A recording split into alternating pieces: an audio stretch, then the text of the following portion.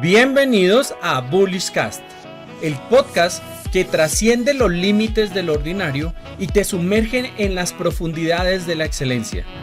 Cada episodio es una odisea intelectual donde serás arropado por las melodías inspiradoras de historias de triunfo y de fracaso, que te transportarán a universos desconocidos, llenos de posibilidades para llevarte a forjar una mentalidad de acero donde el desafío sea superarte a ti mismo. Prepara tu mente, enciende la pasión y forja tu propio destino. La grandeza está a tu alcance. Bienvenidos. El inicio de la escritura se remonta a milenios atrás en la historia de la humanidad, donde a alguien se le ocurrió registrar en una tabla de arcilla, en un papiro o en una piedra, algunos símbolos y garabatos que para esa persona representaban algo importante relacionado con su entorno, su época, sus actividades laborales, sus miedos, sus creencias, entre muchas otras razones más.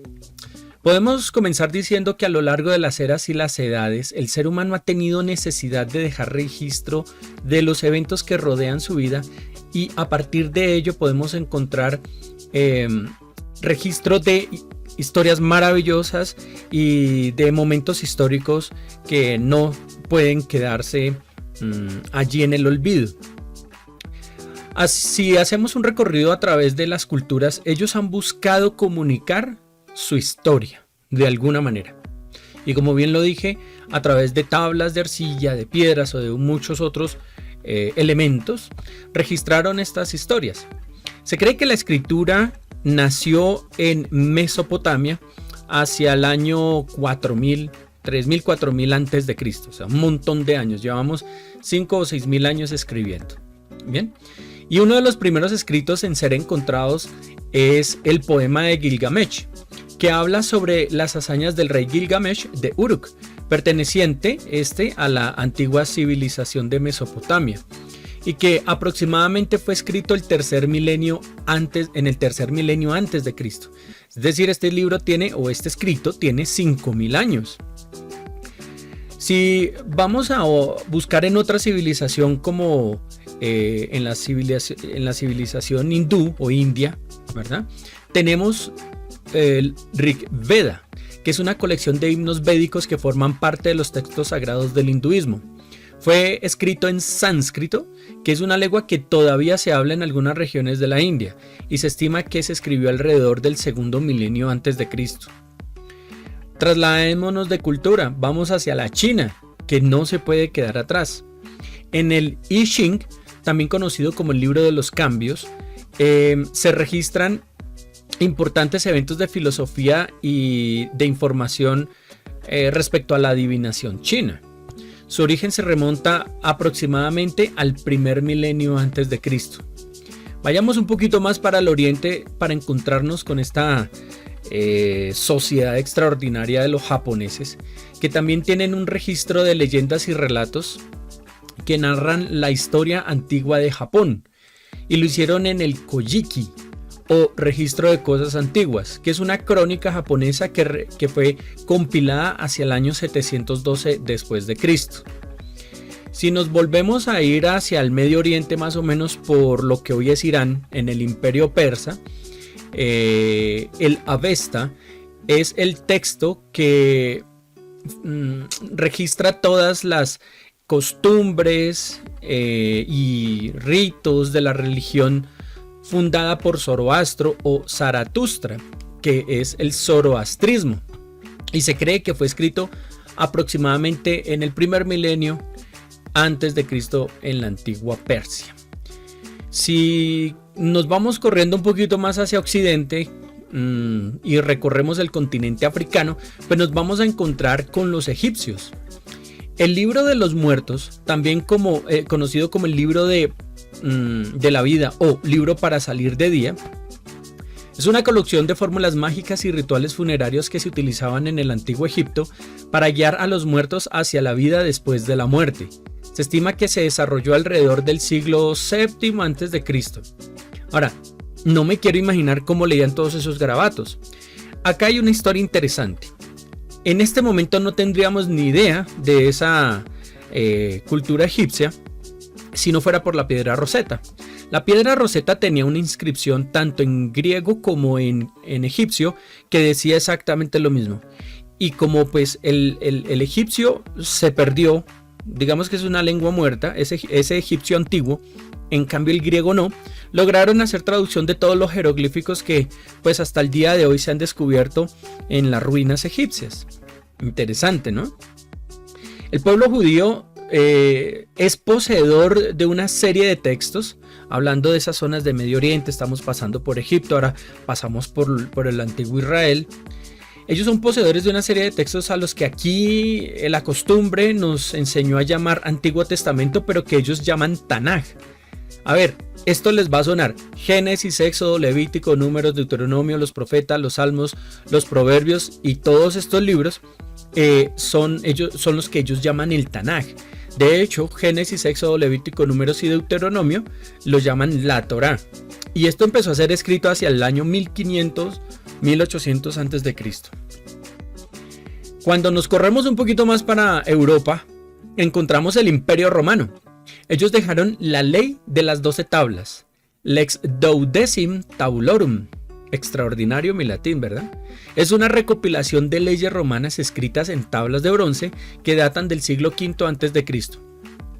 y aborda una amplia gama de asuntos legales como el derecho a la propiedad, el derecho de familia, las obligaciones contractuales, las obligaciones penales, entre otros elementos más de la sociedad. Y quedó como un legado para la constitución de los actuales sistemas legales. Ahora, si nos corremos un poquito por el Mediterráneo, nos vamos a encontrar con los Avengers de la Edad de Bronce. Sí, los Avengers de la Edad de Bronce. Te los voy a mencionar: Hércules, Teseo, Perseo, Jasón, Aquiles, Ulises, Belerofonte y muchos otros héroes griegos y semidioses que hicieron parte de la mitología griega, cuyas aventuras y proezas se registraron en libros como la Ilíada y la Odisea, que pues se cree que la Odisea sí o sí la escribió Homero. No Homero Simpson, sino Homero, el escritor griego que vivió hacia el siglo VII a.C. Y la Ilíada parece ser que fue escrita por un grupo de filósofos más o menos de la misma época de Homero. Y así pues hay un montón de textos que registran la historia de la humanidad de diferentes formas y modos. Ahora bien, no quedaron allí registrados solo como una forma de expresión, sino que pues los dejaron para que alguien los leyera y conociera las experiencias de cada una de estas civilizaciones. Hoy en día no dejamos de registrar los eventos de los cuales se compone la sociedad actual y se hace de diversas formas, tales como ocurrió en la antigüedad, por medio de novelas, cómics, poemas, cuentos, ensayos, biografías, crónicas, fábulas, memorias y muchas más. Hablando de cómics, tengo una relación muy cercana con ellos. Me han gustado siempre los superhéroes, pero cuando yo tenía 9 o 10 años, yo veía las revistas de cómics allí colgadas o exhibidas en el estante del supermercado, y mientras hacía la fila yo cogía una de estas revistas y me ponía a leerlas. No me pregunten por qué, pero pues empecé a llevarme esas revistas. Por supuesto, es algo de lo que me avergüenzo la forma como lo hice, pero fue mi primer acercamiento hacia la lectura. Entonces, y cuando digo me la llevaba, no era que me la llevaba pagando el valor de esa revista, sino que me la llevaba. Encontré la forma de esconderlas y me la llevaba a mi casa y allá me devoraba estos cómics. Ahora, le echo la culpa al Pato Donald, a Mickey Mouse, a Goofy, al Hombre Araña, a Superman, a la Mujer Maravilla, por inspirarme a leer, a conocer ese mundo de la ficción y de poner mi mente por allá en otros metauniversos. Pero pues que me acercaron a la lectura, insisto. No es algo que me enorgullezca, era apenas un niño de 9 años, pero fue mi primer acercamiento con la lectura. En lo personal, aparte de los cómics, que pues después de eso corregí mi conducta y tuve la oportunidad de comprar otros tantos más, hablando estrictamente de libros, he tenido la oportunidad de leer alrededor de 150 libros de todo tipo. Han pasado por mis manos y por mis lindos ojos textos históricos, épicos, dramas, metafísicos, de inspiración divina, biográficos, políticos, filosóficos, de ciencia ficción, académicos y muchos otros más. Te puedo decir que, por ejemplo, de esas lecturas obligadas que tocaba hacer en el colegio, está el Don Quijote de la Mancha. La verdad leí solo la mitad. Es un libro como de 1500 páginas y fue una hazaña haber llegado a la página 700. Pero pues es un libro que representa algo importante para el idioma español, el idioma de Cervantes. Así como ese, pues también lecturas obligadas fue La Vorágine de José Eustacio Rivera y María de Jorge Isaacs, que fueron escritores colombianos. Y El Cantar del Miocid, cuyo protagonista Rodrigo Díaz de Vivar, ese nombre nunca se me va a olvidar porque también fue una lectura que pues no me gustó, pero que tocaba hacer. Bien, ahora también puedo decir que no me quedé ahí solamente con estos libros. He leído completos muchos libros. La Metamorfosis de Franz Kafka, El Capital de Karl Marx, en el que él expone su pensamiento económico, político y social. O sea, el que hable de comunismo es porque fue y leyó a Karl Marx o a Engels, ¿sí?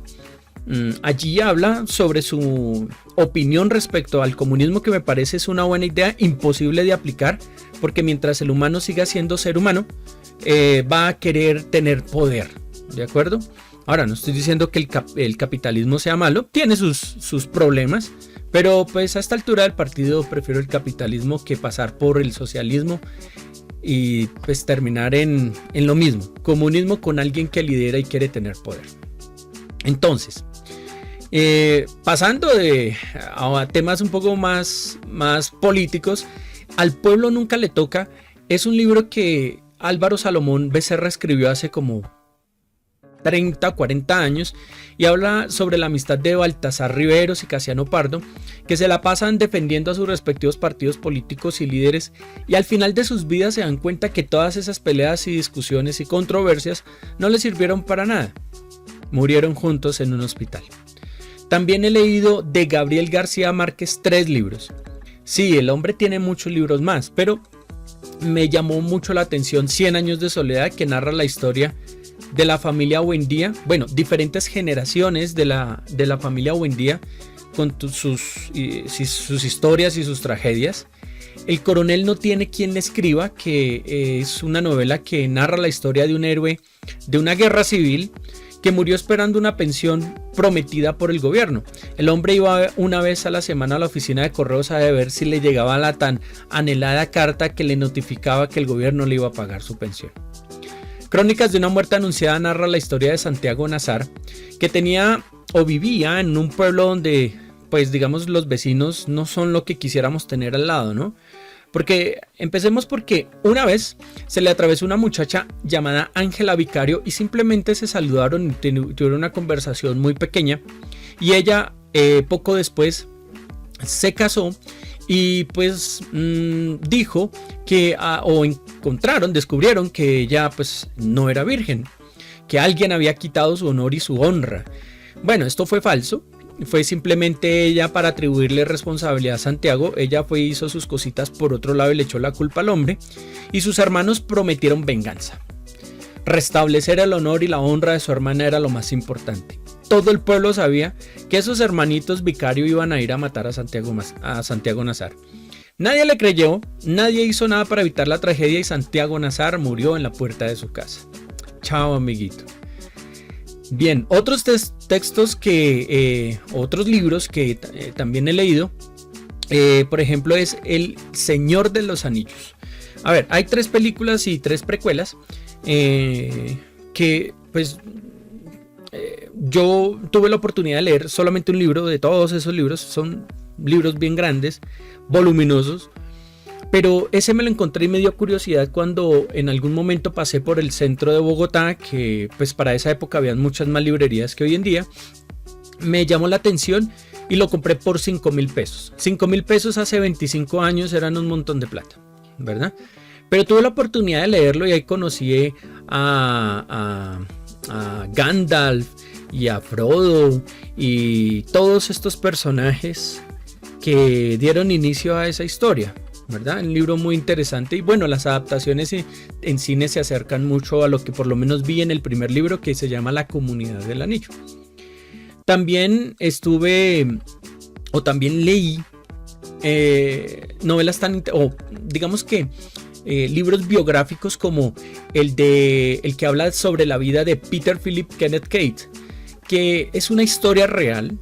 Él fue hijo de ingleses, pero nacido en Sudáfrica hacia la década de los 20 del siglo pasado, quien vivió problemas de racismo, discriminación y crueldad por parte de los hijos de los colonos europeos, que también habían no solamente ingleses, sino que habían holandeses y belgas, etcétera, etcétera, etcétera. Pero a pesar de que él era blanco, también sufría problemas de racismo y discriminación. Él encontró por medio del boxeo la forma de superar todas estas dificultades, y esta historia se convirtió en una historia de superación, de empoderamiento, de determinación, de lucha, de amistad, que llevaron a Peter Philip Kenneth Keith a ser reconocido en la historia.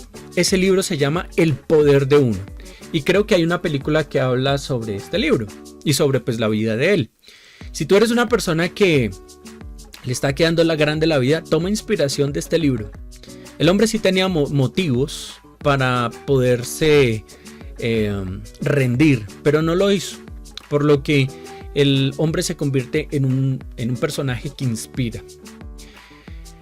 También he leído libros filosóficos. Leí el Decálogo de Platón, pues que no lo escribió Platón precisamente, pero que presenta el pensamiento socrático, y me encontré también con El Mundo de Sofía, así se llama el libro, que es un libro que habla sobre una niña llamada Sofía Amundsen, a quien le llegaban una serie de cartas a su buzón, que por cierto no eran para ella, pero a ella le causó curiosidad, las empezó a leer pero no las entendía, y conoció a un profesor llamado Alberto Knox, quien la llevó de la mano a través del conocimiento filosófico de estas cartas. Este libro es muy fácil de entender, es un escrito que digamos que está como hecho para niños, hablando acerca de la filosofía y de lo que se compone la filosofía, este mundo de la filosofía o este universo de la filosofía, y pues es fácil de leer. Este libro es un libro que yo recomiendo para los que quieran entender qué significa eso de la filosofía. El Mundo de Sofía es un buen libro. Me regalaron un libro que se llama 60 días que conmocionaron mi vida, que fue el último libro que leí, y habla sobre una familia o las experiencias de una familia francesa en medio de la Segunda Guerra Mundial. Sus pérdidas, sus frustraciones, sus miedos, sus temores, todo a partir de un diario que su protagonista escribió. Y cuando en algún momento estaba organizando algunas cosas en su casa, se encontró con ese libro y con ese diario, decidió escribir el libro, y nos dejó una historia muy interesante, corta y sencilla de leer, en donde él nos da a conocer, o nos dio a conocer sus momentos difíciles y de lucha, como una familia que no tuvo nada que ver con la parte militar. Fue una familia civil. Su padre tuvo que trabajar en París mientras ellos estaban en Viré. Y bueno, Viré es una de las tantas localidades en donde estaban. Ellos realmente eran de un pueblo ubicado cerca a la frontera con Bélgica, y resultaron al otro lado de Francia. Pero bueno, es muy muy bonito de leer y muy interesante. Así te puedo decir que, como dije, la Ilíada, la Odisea, los 12 trabajos de Hércules, la Carta García, creo que soy uno de los pocos colombianos que ha leído la Constitución Política de Colombia, libros de metafísica como Metafísica 4 en 1, las fábulas de Rafael Pombo, que fue un poeta colombiano, Historia de dos ciudades de Charles Dickens, que habla sobre los eventos que pasaban al mismo tiempo en París y en Londres, hacía una comparación allí en ese libro. La regla de oro de los negocios, Cerdos en la sala, Trading en la zona, Su mejor vida ahora, Una vida con propósito, El viejo y el mar, de Ernest Hemingway, Piense mejor y viva mejor, El retrato de Dorian Gray, Éxito, una guía extraordinaria, Los sonidos de la distante tierra y la ciudad y las estrellas, de Arthur C. Clarke, genio de la ciencia ficción. También he tenido la oportunidad de leer. Este tipo, Arthur C. Clarke, se adelantó a nuestro tiempo. Este hombre escribió esos libros hace 70 años y puso allí cosas que hoy en día ya existen. O sea, para él era ciencia ficción, para hoy y para nosotros hoy es una realidad. También he leído Instinto de Conquista, El arte de la guerra de Sun Tzu, Secretos de una mente millonaria, Carta a un niño que no nació, de Oriana Fallaci, periodista italiana que ya falleció hace como 40 años de cáncer y que le escribió esa carta a su hijo no nacido, a su hijo que no alcanzó a nacer. Piense y hágase rico, La casa de Lizzie Babbage, El principito de Antoine de Saint-Exupéry, Trading sin ego, El inagotable amor de Dios, La rebelión de las ratas, parte del libro de los tres mosqueteros que lo escribió Alejandro Dumas y no tengo idea de por qué no lo terminé. 3 de los libros de la serie El caballo de Troya escritos por JJ Benítez, que como libros de ciencia ficción son buenos. Textos científicos, entre los que está El origen de las especies, que para Darwin fue un quebradero en su fe y de cabeza, para mí no. Libros de economía, libros de ingeniería, libros de informática, libros de historia, biográficos, periódicos, crónicas, resúmenes, poemas, revistas y muchos más son los que han pasado por mis ojitos color café. Son los que estos han tenido la oportunidad de leer. No puedo dejar de mencionar el libro más importante que he leído en mi vida, trascendental, en el que baso hoy en día mi vida y se llama la Biblia. Es un libro que empezó a escribirse hace 3500 años y terminó de escribirse hacia el año 100 después de Jesús, de la muerte de Cristo, del nacimiento de Cristo. Es un libro que me senté a leer de tapa a tapa cuando yo llegué a la iglesia en la que me congrego para confrontar mi vida y mis ideas con ese libro. Hay gente que ridículamente dice que no lee la Biblia porque es difícil de leer y porque toca interpretarla. No, hay que leerla con la cabeza, con el entendimiento, punto.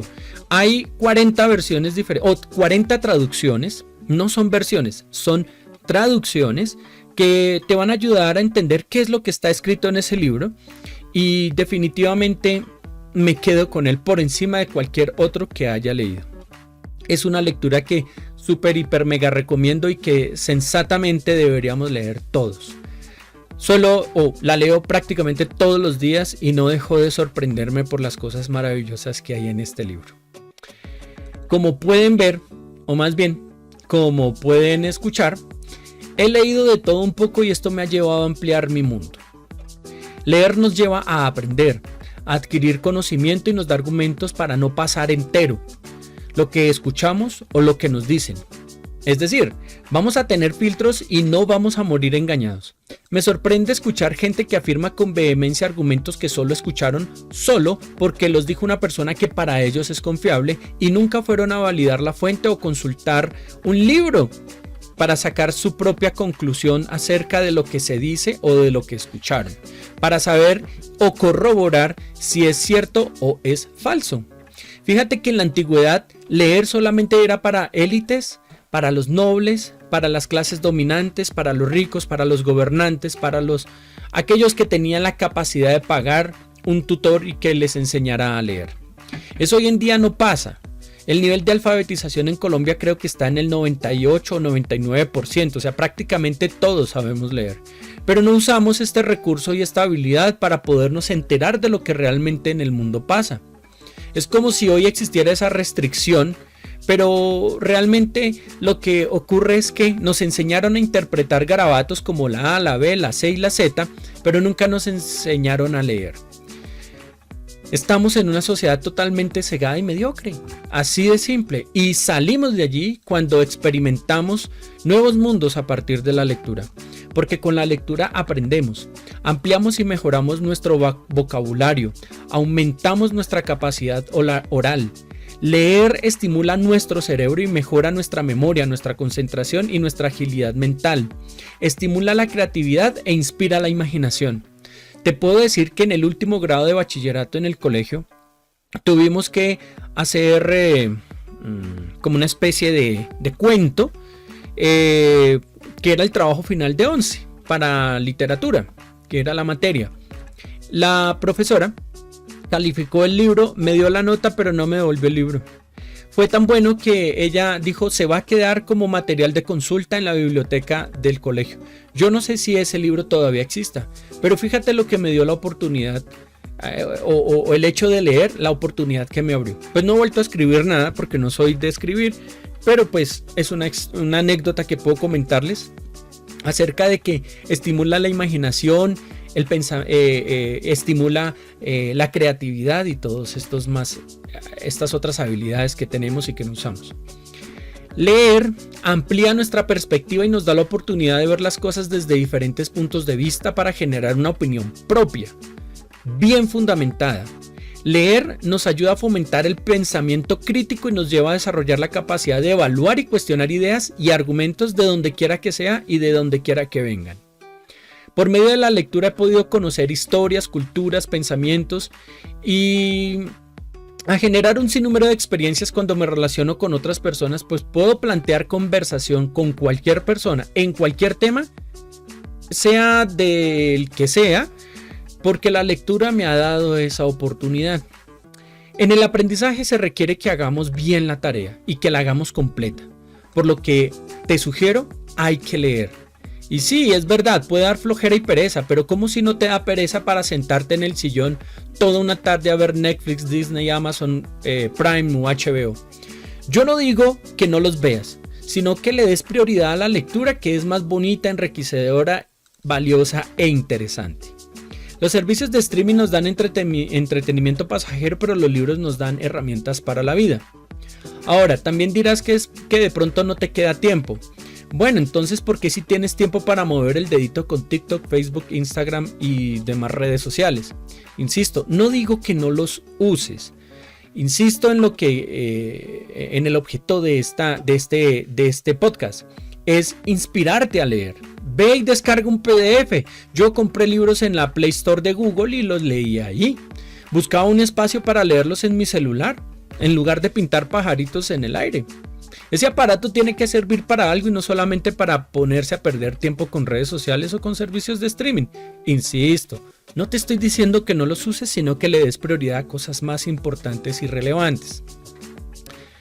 Dale prioridad a la lectura, que es mucho más valiosa, mucho más importante y como ya te dije, te deja herramientas para la vida.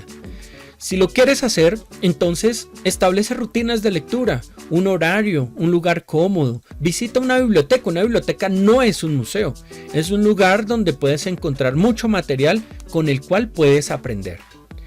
Participa en clubes de lectura, en esas bibliotecas existen clubes de lectura.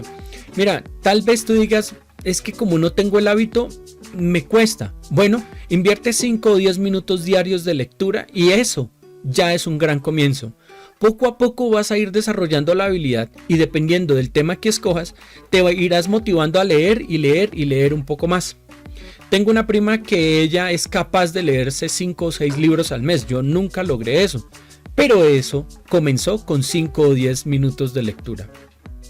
Si no entiendes nada y te sientes atascado, pues no pasa nada, sigue leyendo hasta que finalices y seguramente ese no era el tema que te generaba fascinación y busca otro. Haz de la lectura una experiencia divertida, no algo aburrido.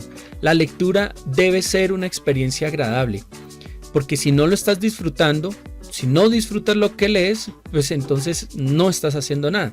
Ahora, si no estás disfrutando lo que estás leyendo, cambia de libro, punto, y de tema, se acabó, ¿de acuerdo? Entonces, aprender, ahora que estamos en el camino del aprendizaje, aprender se logra leyendo, conociendo otros mundos que nos entrega la lectura. Ya te eché el cuento, ya te dije qué hice yo, qué hago hoy en día o cómo llegué hasta aquí a partir de la lectura. Y ahora te toca el turno. Ahora tú decides qué hacer con este mundo de conocimiento que tienes disponible y que solamente echar mano de él.